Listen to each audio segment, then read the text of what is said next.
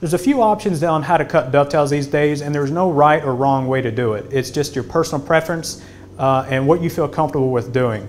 For this project, I'm going to be cutting them by hand, but I'm also going to be showing you this Jonathan Katz-Moses dovetail guide that helps you when you're cutting. It has magnets on the side, and it's cut at this one is cut at a 1:6 ratio, so it sticks your saw to the side of the guide and it holds it at that angle so you can cut the dovetails just perfect. And then when you're cutting the pins, you just rotate the guide and then it sticks to the saw and you cut the pins perfectly. So that combined with some chisel work, you end up with some really nice dovetails. And this Katz-Moses jig for the price is a really fantastic jig. And I'll show you guys how this works later. But for now, let me show you how to set up your dividers so that when these are set, you can attack all four corners and you will get the same exact layout every single time and there's no guessing. So you're going to need two sets of dividers, and one set is for marking the half pin on the ends of the boards and the other set is going to be for marking the dovetails themselves. I like to mark the tails and cut the tails first. So to begin, I have these set to 3/4 of an inch because since we're using a 16.5 inch wide panel and this is a fairly large carcass, I like to have the half pins kind of thick just to make sure that when you go to put the boards together, since there's a lot of weight and a lot of force, that they're not going to blow out. So I have one set of dividers set to 3/4 of an inch, and I've gone ahead and marked those into place, and I used a Sharpie to darken them in just so you guys can see them. So moving on to the second set of dividers, we're going to need to set it so that it includes the width of one full tail and one full pin. So setting the width of this divider is a personal preference. Since the panels are 16.5 inches wide, I don't want to make the dividers too small because that means I'm going to have a whole lot of dovetails to cut. So what I ended up setting my dividers to is 1 11/16. So let me start walking this across. To begin, just put one side of the divider in the hole we just created using the other set of dividers and very lightly walk across. Now it's important to stay in the middle of the board when you're doing this because so let's say you're coming over here all the way to the edge of the board and walking, you're not going to get the same results on all of your boards. So very lightly walk across the board, keeping it in the middle of the board. And when you get over here to the end of the board, any distance you come past this dot over here is going to be the width of your pin between all of your tails. So this is roughly 1/4 to 3/8, give or take. So that means that's going to be the size. That's actually right at a heavy 1/4. So this distance from the Sharpie mark to this end of the divider is going to be the size of the pins between all of your tails. And that looks okay to me. I'm not going to go for super thin pins between the tails, so that looks fine to me, and that's what I'm going to go with. Obviously, if you want this to be smaller, you can adjust your dividers just a little bit because you're going to be walking back across 9-10 steps, so you just want to barely move your dividers in if you want that a little bit smaller. But 1 11/16 looks good to me, so that's what I'm going to go with. So now I'm going to start back over here, and when I walk across, I'm going to put some force on it so it puts a slight indentation on the board.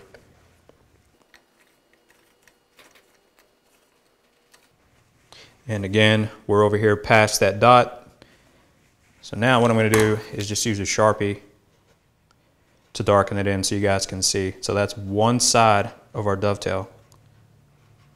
And to mark the other side, you just take the dividers and walk back the other way. Again, putting the right leg in your half pin dot, and then just walk back the other way.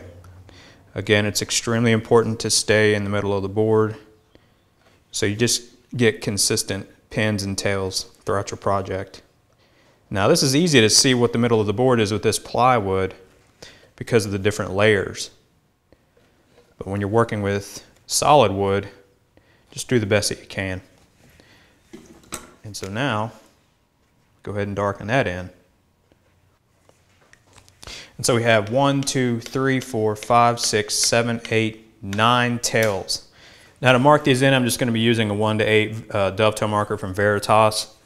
And it's pretty simple to mark these in, just to give you an idea. And I'm just going to mark it just using a pencil. So again, coming over to your line, mark it. Actually, it's going to go this way. Mark it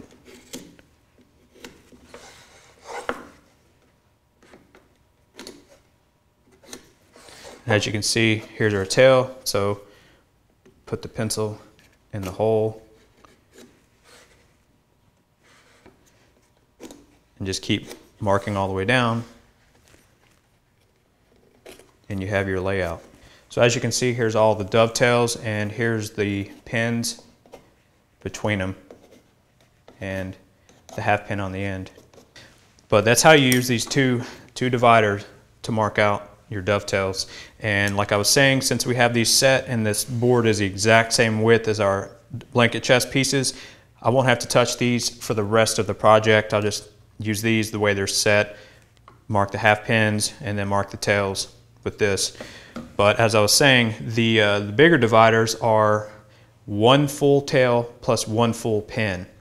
So it just comes down to personal preference. If you want larger or smaller, you can just adjust your dividers accordingly, walk across, and depending on how far off you come from your half pin over here is how wide your pins are going to be. So if you wanted some smaller tails, just make this smaller, walk across until you get something that you like. So before cutting any of the dovetails, I like to mark the corners with the same color sticker just so I don't lose the orientation of my boards. I've got the box set up just how I want to cut it with the grain orientation. So on this back corner, I have a green sticker on the side panel and a green sticker on the back panel. So when I go to lay these out and transfer the marks, I know that these two corners go together. And on this corner, I have a blue sticker on the side and a blue sticker on the front, red stickers up here, and pink stickers over here. Because it's really easy once you lay these boards back down after setting them up like this to take that corner and mark it on this back side, and when it comes time to putting this together, they don't match. So it's really simple, a simple way to keep track of where your boards are and the orientation. So I recommend picking up a pack of these stickers, and I'll put them on the video description here on simplecove.com. Just pick them up from Amazon or at your local Kmart. I'm going to go ahead and set up my workbench now with my moccasin vise, and we will go ahead and mark out the dovetails because I like to cut the dovetails first. The tools that I'm using to cut the dovetails are a marking gauge, a marking knife, a 1:8 dovetail marker, the two dividers that we set up in the last clip, and I have not touched these, they're still the same setting. And my personal preference is a Japanese pull saw. Now you could obviously use a Western style saw. This is just all about a personal preference. I like the way that these cut, and right now that's just my personal preference. I do have a Western saw, but I still like to go to the pull saw for cutting dovetails. Now the first thing we need to do is set up our marking gauge to the thickness of our material, because on the dovetails we're going to be marking around all four sides of the board, and the pins we're just going to be marking on two sides, the front and the back. To set the marking gauge is really simple. I just take it, loosen up the knob, and set it on the edge of the board, and let the cutting head drop until it touches the workbench, and I'm going to tighten it back up. And so now I know that this is set to the exact thickness of the board, and I'm going to leave this in place and not touch it because all of my boards are the same exact thickness. So throughout the rest of the project I'll just come back and reference this, and I won't have to reset it anymore. To mark the board is really simple. Just take the marking gauge and scribe a line around all four sides.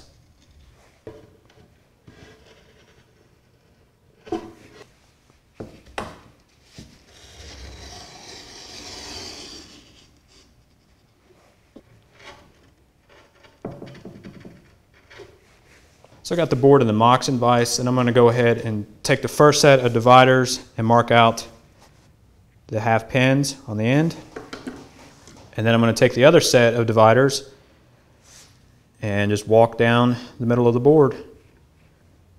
That we already set the dividers in the previous clip, so it's just pick them up, mark it out, and you're good to go. It's important to stay in the middle of the board when you're walking down it, just to keep everything consistent. And now I'm going to go on the other end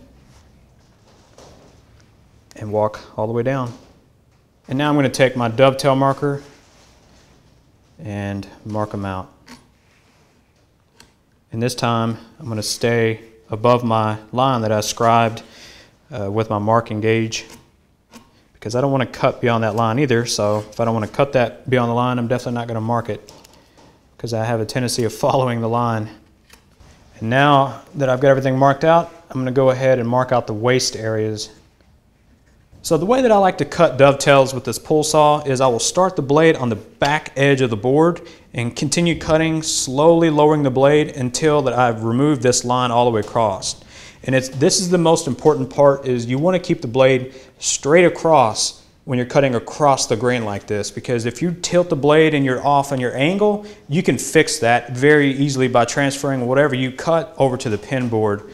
But if you tilt the blade this way or this way and you're not cutting exactly straight across the grain, you're going to have a bad day, and it's going to be hard to fix. So it's really important that you're cutting straight across the grain. To start the cut, I use my finger to keep the blade in place, as this helps keep my cut on the line. And slowly pulling the saw, I start the cut. Once the curve has been created, I will level the saw out, making sure to cut straight across the grain. Now that the cut is started and it's straight across the grain, I tilt the saw to what I feel is the correct angle. If you start to wander from your line, don't try to correct this, as this may cause more problems than it solves. Remember that if your angle is off, that's okay, as you can transfer this to the pin board. The most important part of cutting the tails is to keep your blade straight across the end grain. And you want to keep sawing, following the line all the way down until you get to your scribe line, making sure not to go beyond the scribe line. When cutting the tails, I like to cut the same angle of all of the tails before tilting my saw and cutting the other sides. This helps build some muscle memory, and I personally get better results than alternating sides after each cut.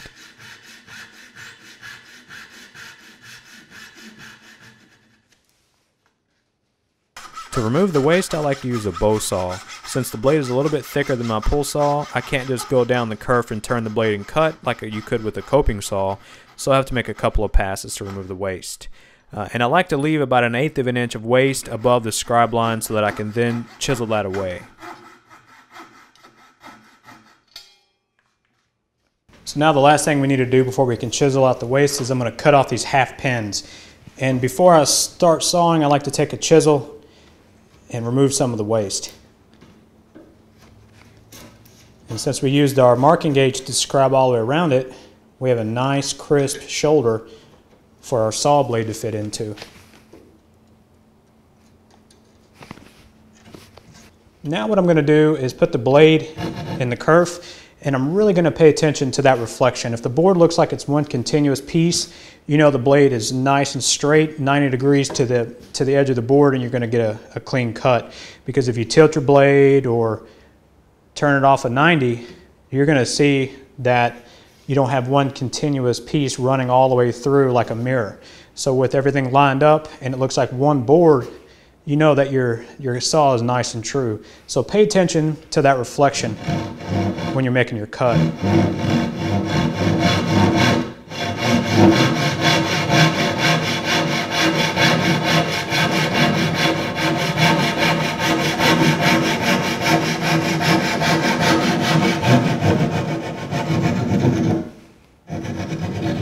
And just take it slow when you get to the bottom, and the piece should come off. And with any luck, it should be nice and square. So before I remove any of the waste, I'm going to be taking my chisels to the water stones to touch them up. I'm going to be sharpening my 1/4, 1/2, and 3/4 inch chisels, because that's what I'm going to be using for this process. I have the 5,000 and 8,000 grit water stones. These are the Shaptons. Then I'm going to be touching them up because the chisels are already in a pretty good shape, so I don't need to go down to a rough grit like 1,000 grit.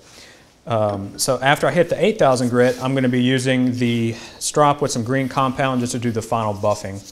When it comes to the guides, I don't freehand sharpen, so I use the Veritas honing guide, and it does a fantastic job, and it's at a great price.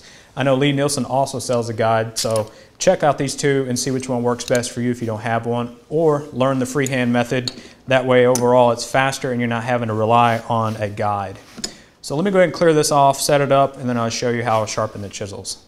I'm going to be sharpening my 1/2 inch chisel just to show you the process, and I'm going to set my honing guide to a 1/2 inch on this guide, and then I'm going to slide the chisel in, keeping it aligned with the guide, and I'm going to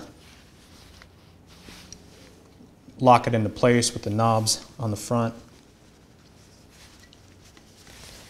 And I'm going to remove this guide out of the way, which sometimes is a pain in the butt.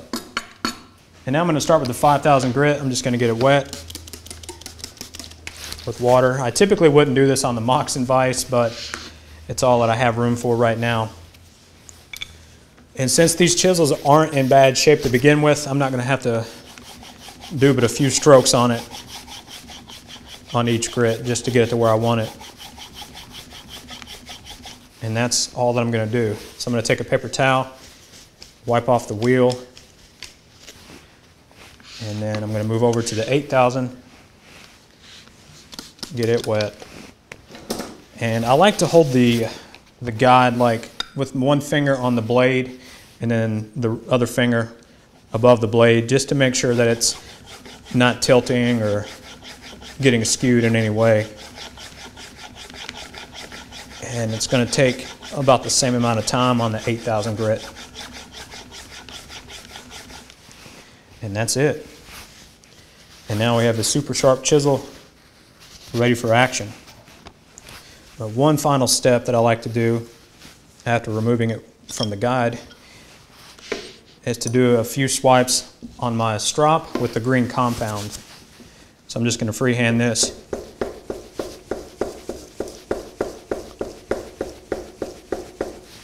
And then the back, and then the front.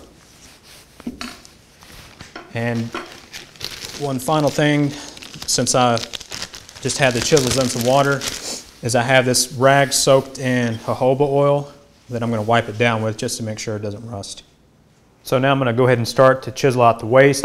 Since I have probably a heavy 3/16 in front of my scribe line, I'm not going to go straight to the line and start chiseling this out because it's going to push my line back, and I don't want that. So I'm going to remove this waist in front of the line until there's about a 1/16 left on the line, and then I'll put it in the actual scribe line itself to start removing the waist.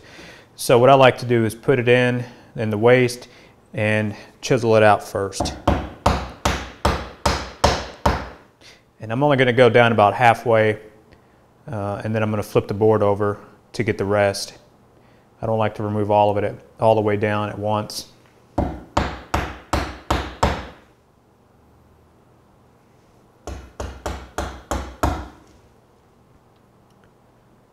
Remove just a little bit more.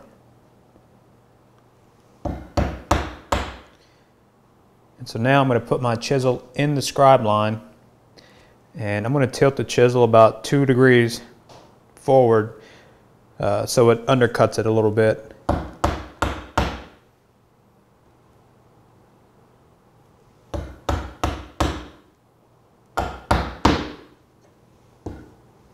So I've got the board flipped over, and now I'm going to chisel all the way through.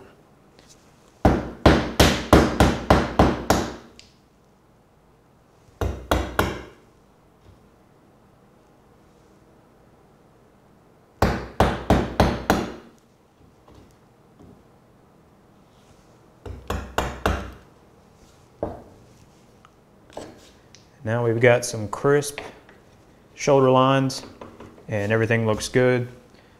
So now I'm just going to continue on down and remove the rest of the waist. But it's really important to not go beyond your scribe lines. So stay away from the line and just work your way back. And on that final hit, try to only have roughly a 1/16 of an inch of waist in front of it, just so you don't push it back and have uneven lines.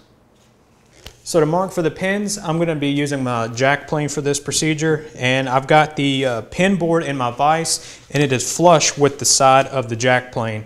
So what I'm going to do is take the dovetail board and rest it on top of the jack plane, and that way it's nice and flush.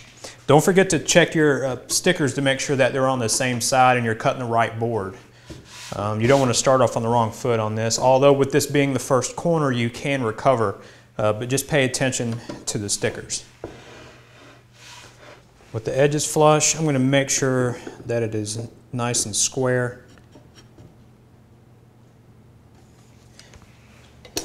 And then I'm going to sight down the dovetails, making sure there's no gaps and you can't see on the inside. That way, when you got this glued together, everything should bottom out and there shouldn't be any gaps. And My dovetails stick out just a little bit. That way it's easier when this is glued up to remove the excess waste on the tails than it is to remove the excess waste on the board to flush this up. I mean, that's probably over just a 30-second, it's not much. I'm gonna go ahead and mark them with my marking knife.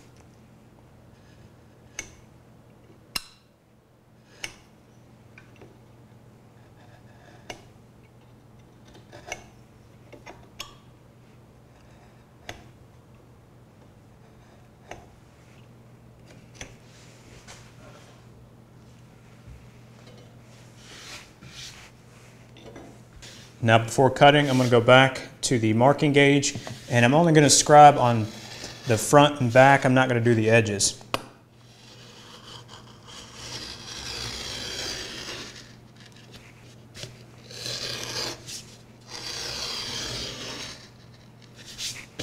And now I'm just going to use my combination square to bring the lines down, since these are just straight lines, straight 90 degrees.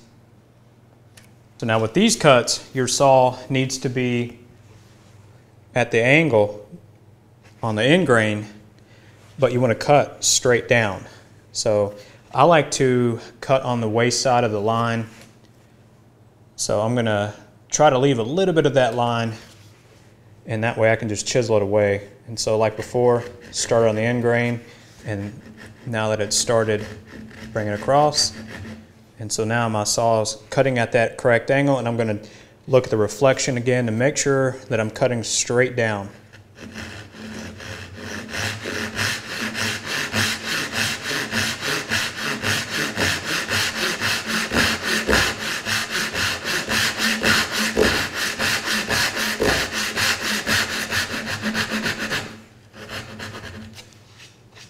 So I'm going to move down, start on the outside edge. Bring it down.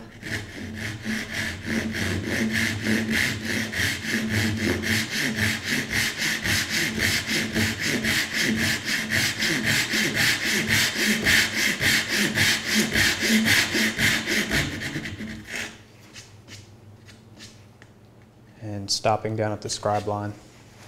Now when you remove the waste through bow saw, you're going to have to be careful because this is angled.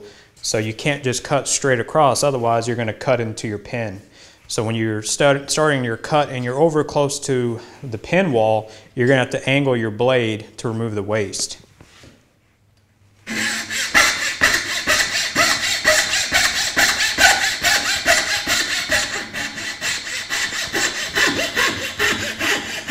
I'm starting to angle my blade now. Take it nice and slow. And that's all it takes. And don't forget to angle it the other way going back.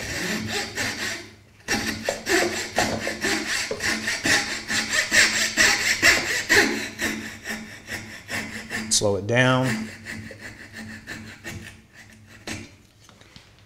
And that's all it takes.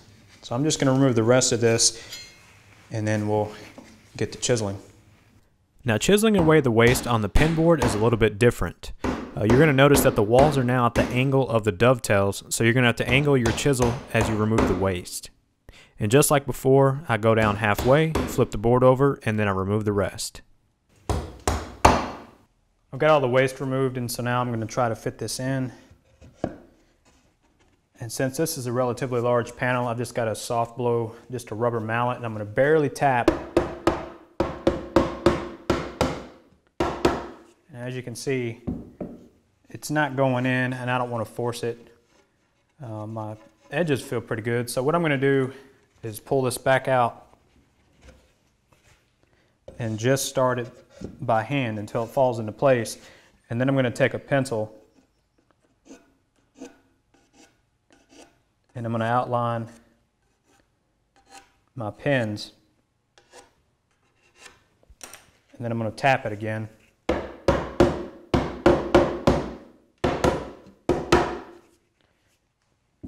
And stop. As you can see, looking at the pencil lead on a couple of these pins, like right here and a couple other places, you know when that lead is smearing, that means that it's touching when you're putting it in the tails. So that helps you indicate which ones you need to remove just a little bit of waste. And when I remove waste, I barely remove it because it's very easy to go from being too tight to having a gap. So what I'm going to do is look inside of the tails and then chisel away just a little bit of the waste and keep trying to fit it until it goes in. And I wanted to mention that this process took me probably 20 to 25 minutes per corner. There's a lot of dovetails and you barely want to remove the waste because, as I was mentioning, you can go from a tight fit to a really loose fit. So I took my time, barely chiseled away the waste, and kept trying to fit it until it was a snug fit. And you will also find that even though there's no lead smearing on the dovetail itself, that it's still a tight fit. So once again, just use the chisel and slowly pare away the waste. So it wasn't until I got all 4 corners cut that I realized that I didn't record the actual money shot. So this is me going back and recording that, just showing you how it fits. I did have to use a soft blow mallet because the board ended up cupping on me just a little bit and I didn't want to remove any more waste. And that slight gap that you see in front of the tails will be pulled together with the clamp. I had this laying on my workbench, and since the pins are proud of the dovetails, it wouldn't quite close up. So that'll do it for this video. In the next video, we grout the groove for the bottom panel, pre-finish the inside, and glue this together.